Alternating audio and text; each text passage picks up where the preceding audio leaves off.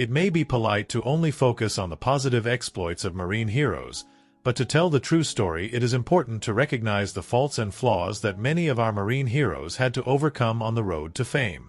Gregory Boyington certainly had many faults and flaws. He also had the capacity to recognize his faults, if not overcome them, and learn from other men when given good advice. Those faults and flaws never stood in the way of him serving the country and meeting his duties as a United States Marine. Colonel Gregory "Pappy" Boyington, Ret. USMC was the bad boy hero of World War II that America needed in the Pacific Theater. He led an ad hoc squadron of flyers known as the Black Sheep. The exploits of Pappy and his cohorts were captured in Boyington's autobiography, Ba Ba Black Sheep, in 1958. He writes well after World War II when he has had time to reflect on his combat actions and time being a prisoner of war. But Boyington acknowledges the bad boy reputation was warranted and may be cultivated. He proves there is hope for greatness even through the screw-ups, daredevils, and drunks. A television show in the 1970s made Pappy's Black Sheep wildly known to new generations. In 1970, Boyington and his squadron's unusual and often insubordinate antics were brought to life in a popular television show. Released as Ba Ba Black Sheep, with Robert Conrad starring as Boyington, it was renamed Black Sheep Squadron in its second and final season. The series itself was part military drama and equal part comedy, due in no doubt to Boyington's unusual but true-to-life characteristics. If some of the antics seem incongruous, those who knew Pappy Boyington knew that it was an uncannily realistic portrayal of an uncommon man and a unique Marine Corps hero. Greg was born on December 4, 1912, in beautiful Coeur d'Alene, Idaho. The panhandle of Idaho has more in connection with Washington state than southern Idaho. It is dominated by a deep and pretty lake and is now considered up-and-coming. In the 1900s, it was very rural and known as a timber country. He had Irish and Brule Sioux, a Lakota tribe, blood and genetics.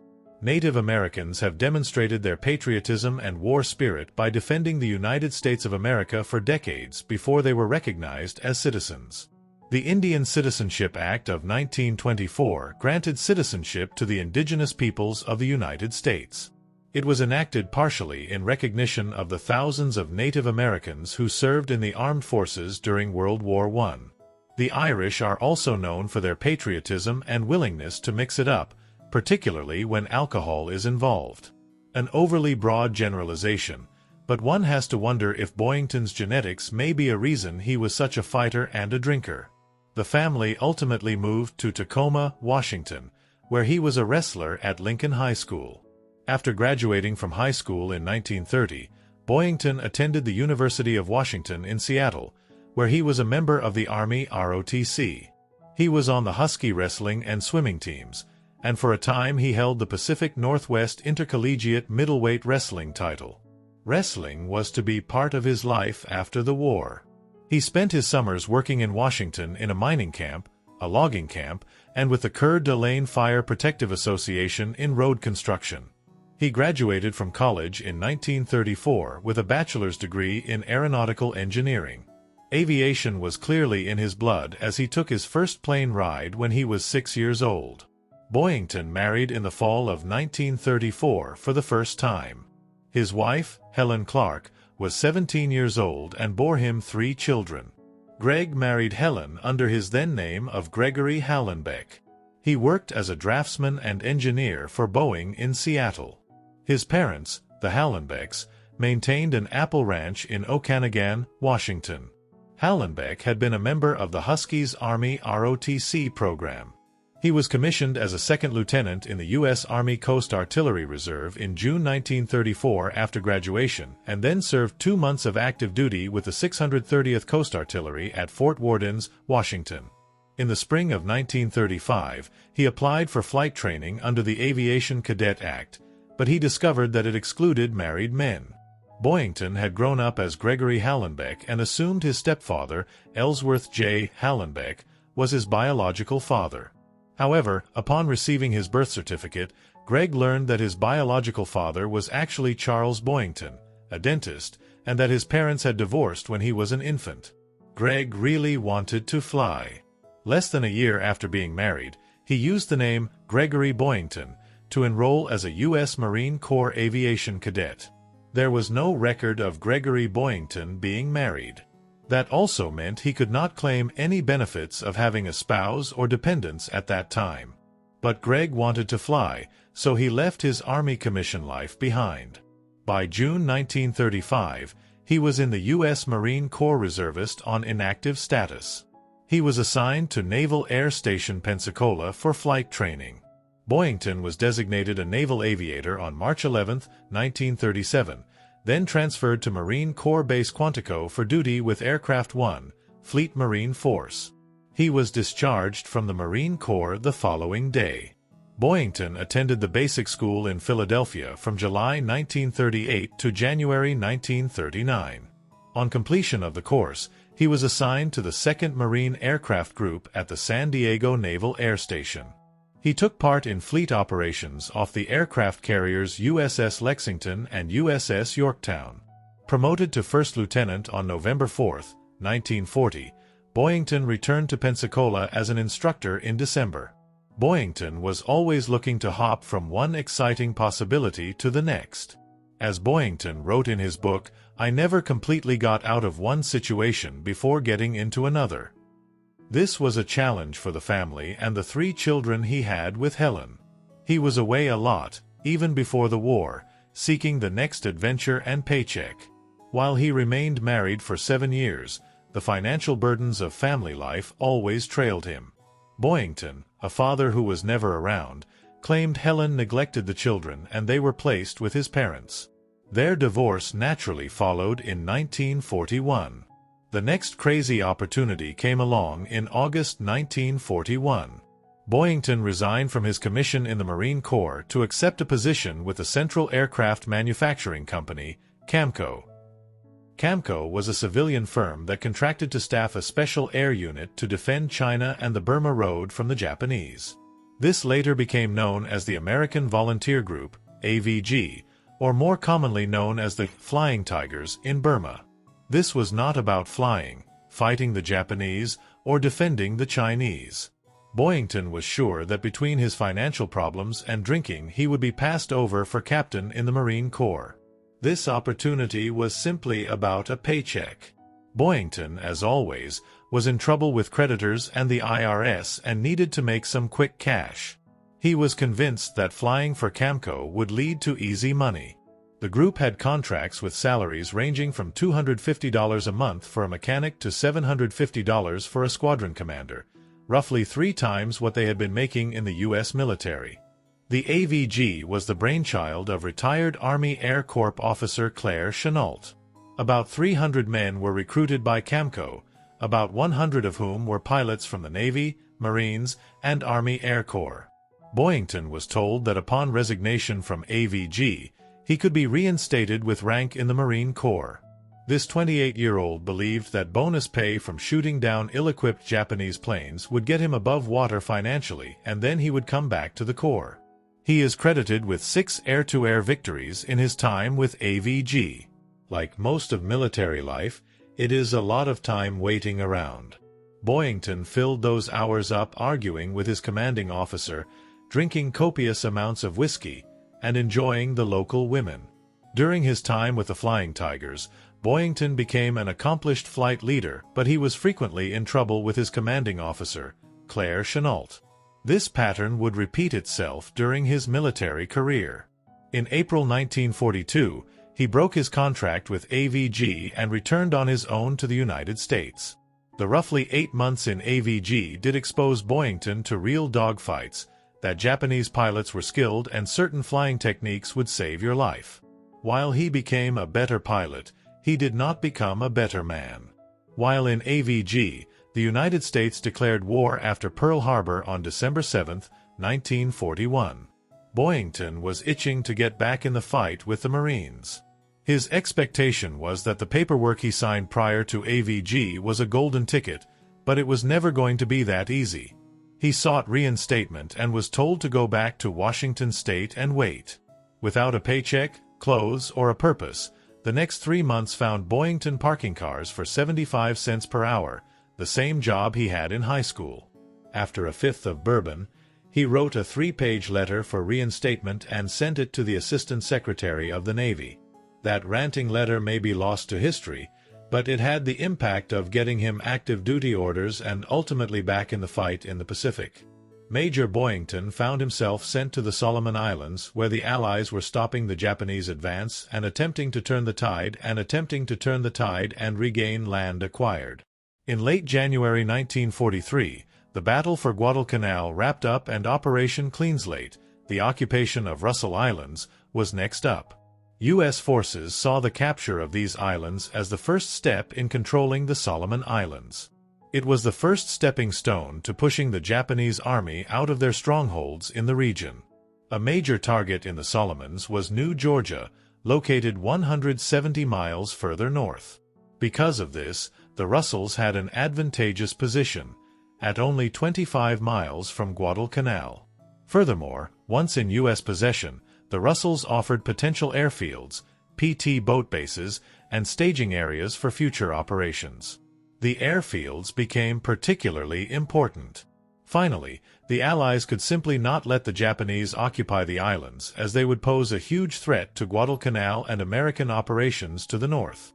The marine assault on the Russell Islands was not the grind of Guadalcanal, but the airstrips were important to the Allies. As the airstrike efforts were jumping from island to island, providing transport support and other duties, Boyington was still without a squadron or an opportunity to engage Japanese fighters.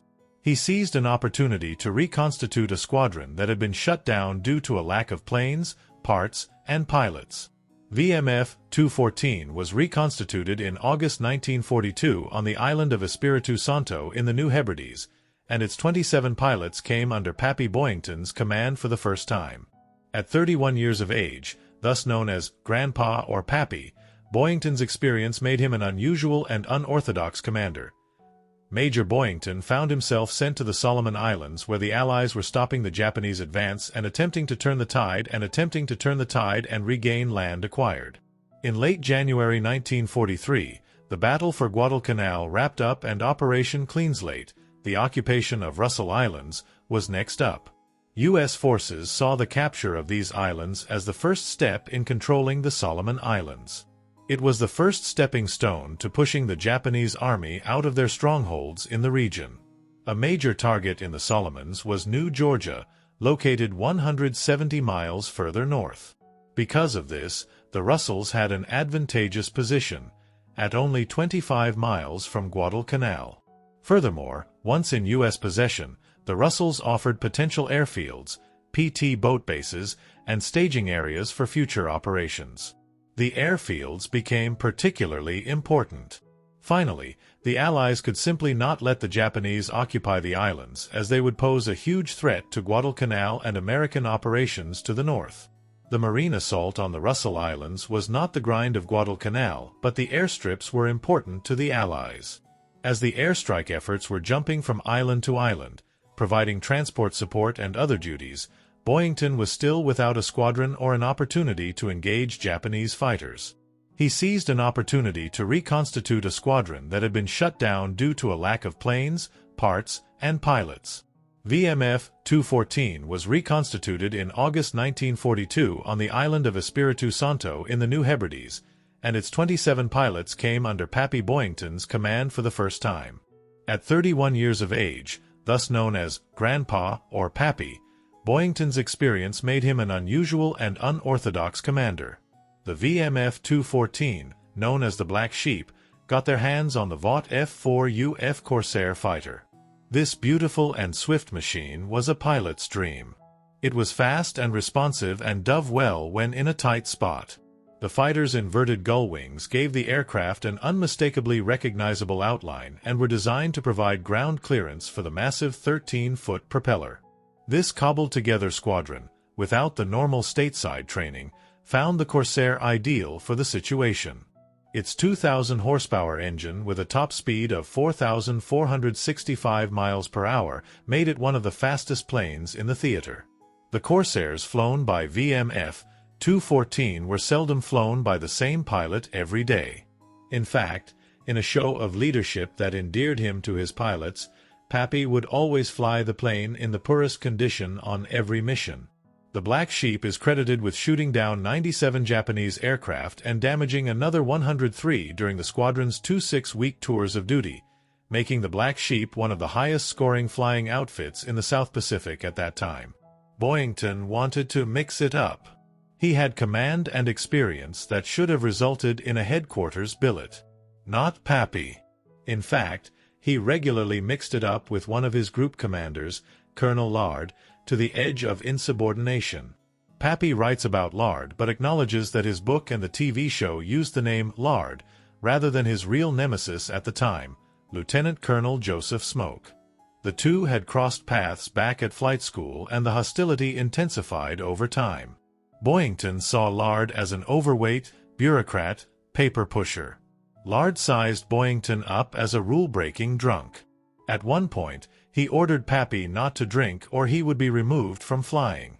Once when Lard removed Pappy from company squadron command, General James T. Moore interceded, countermanded the order, and chewed out Lard.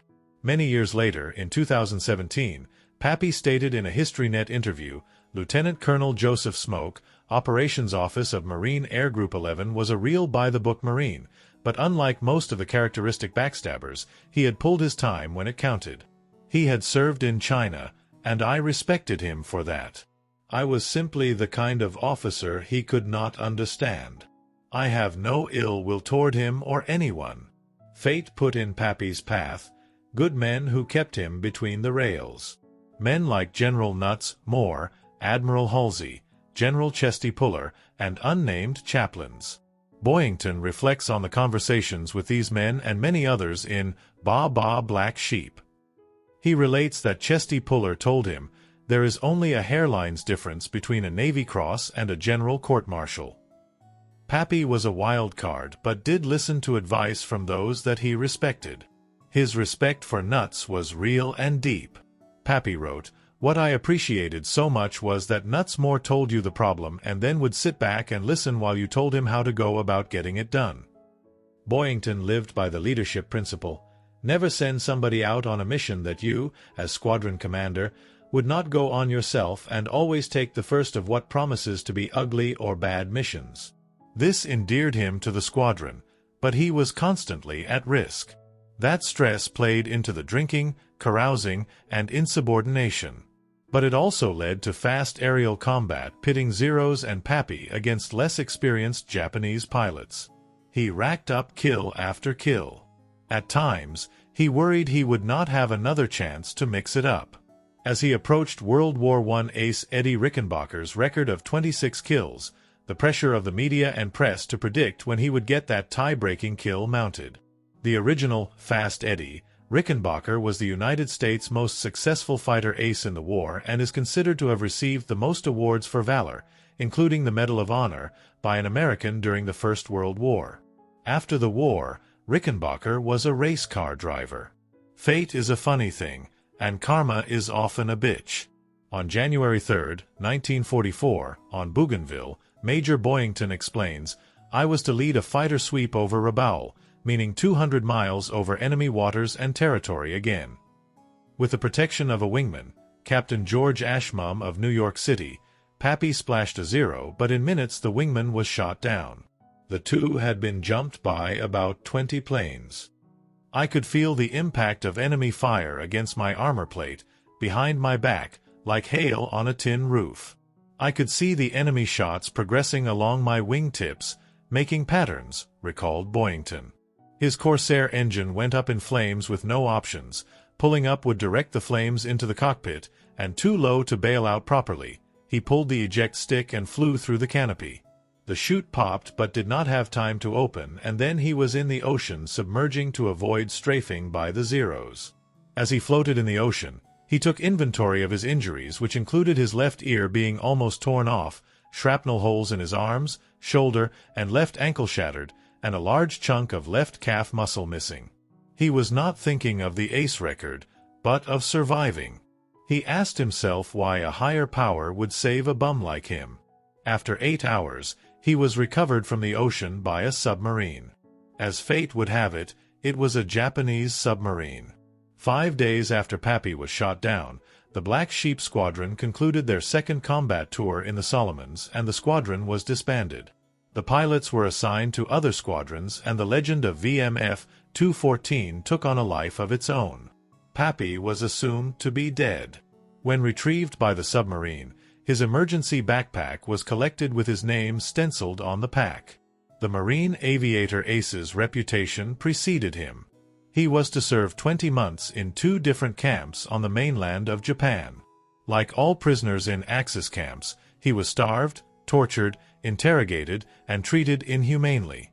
The first camp was in a suburb of Yokohama at a Japanese naval camp known as Ofuna. This camp kept 70 to 90 special prisoners, who the Imperial Navy felt had military intelligence that could be extracted.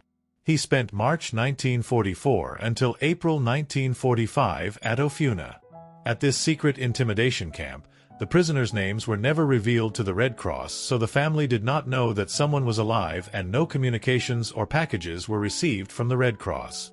It was during this time he was shown a press release telling his story and his receiving the Medal of Honor, and that his mother had christened a new carrier. He was pleased to hear about his mother and was shocked when the interrogator said Japan appreciates heroes and offered him a cigarette. There were small acts of kindness along with the brutal conditions that led to a badly healed ankle, beriberi, malnutrition, and losing 80 pounds, plummeting his weight to 110. Over time, Pappy would be tasked with working in the camp kitchen with a civilian cook preparing meals for the guards. This created the opportunity to steal food for himself and other prisoners. 2 of the civilian cooks were aware of what was happening and either assisted or turned a blind eye. The additional food helped him and others regain weight, health, and survive. The special prisoners were moved out of Ofuna, an intelligence camp, to Amori, a labor camp. Amori prison camp was on an artificial island in Tokyo Bay connected to the main city by a bamboo slat bridge. This labor camp meted out physical punishment on a daily basis and had some of the most feared guards in the country. Other special prisoners at Ofuna and Amori with Pappy included former 1936 Olympic track athlete Louis Zamperini.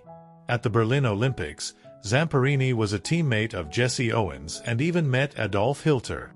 Louis was the subject of the best-selling book and hit movie, Unbroken. He also struggled after the war and getting back to the United States, but ultimately Louis turned to religion to find peace. He credits his wife with taking him to a Billy Graham revival that opened his heart and allowed him to release the hate and pain he held. At Amori, days involved picking up or breaking up the rubble in the surrounding Yokohama area.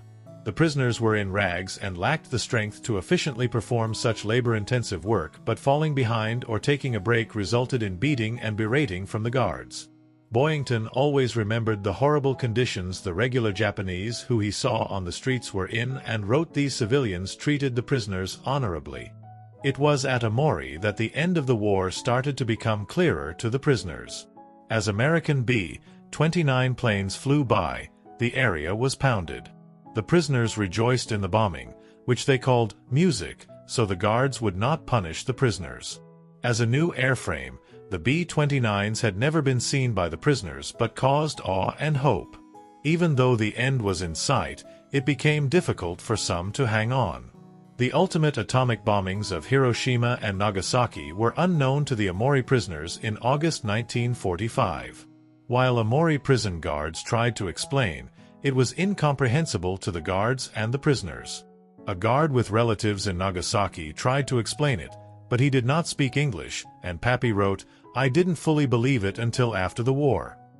The lack of information was a byproduct of being a special captive. On August 29, 1945, the special prisoners of Amori were released by way of Tokyo.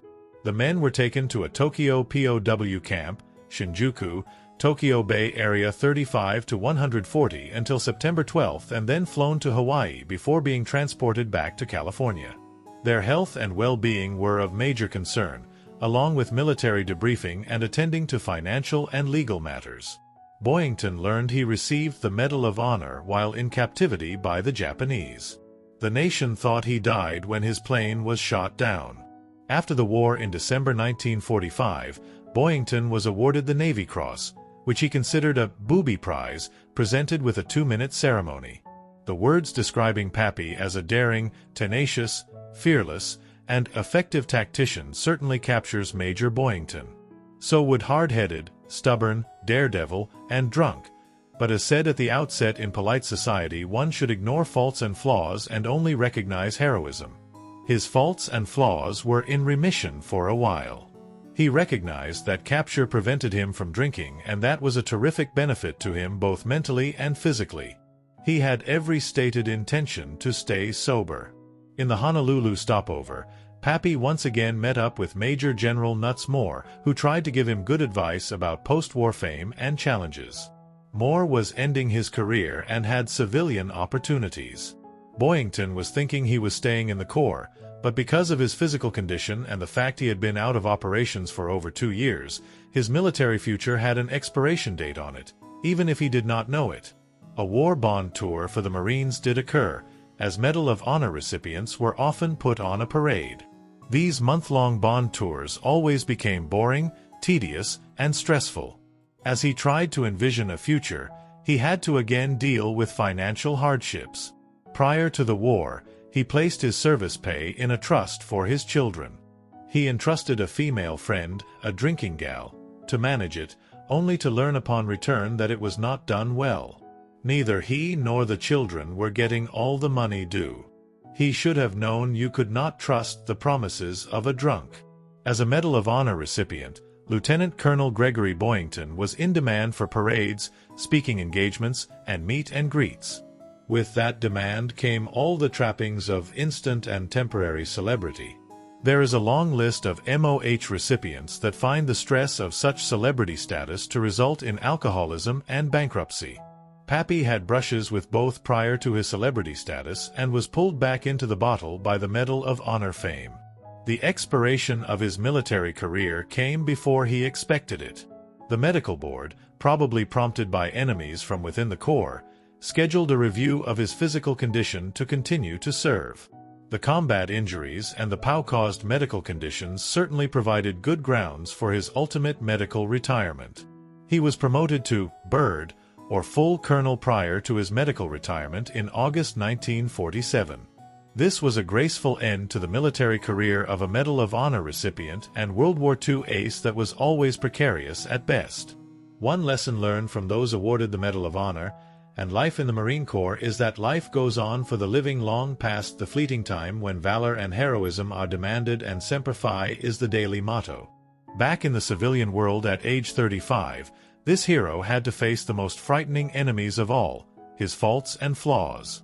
His story is not the happy ending of Louis Zamperini, who found God and a purpose in Christian ministry focused on at-risk youth, which he had been. Louis received the Distinguished Flying Cross but did not carry the burden of alcoholism or multiple marriages during his 97 years of life. Financial issues would haunt Boyington constantly. He held various sales and marketing jobs, each for a few years. Companies attracted to him were often financially flawed themselves, hoping his fame would make the difference. His well-known drinking exploits had him representing a brewery for a while. A drunk should not own a bar or advertise for a brewery, but he had to make a living. For many years, he refereed professional wrestling matches in California and surrounding areas. His fame was promoted, the adulation of the crowds was stimulating, being around the brawling felt natural, the money was easy, and he could do the job while stinking drunk. Another fault or flaw he returned home to was the revolving marriages that cost him money and energy. Upon returning to the States, he married for the second time in 1946 to a 32-year-old woman.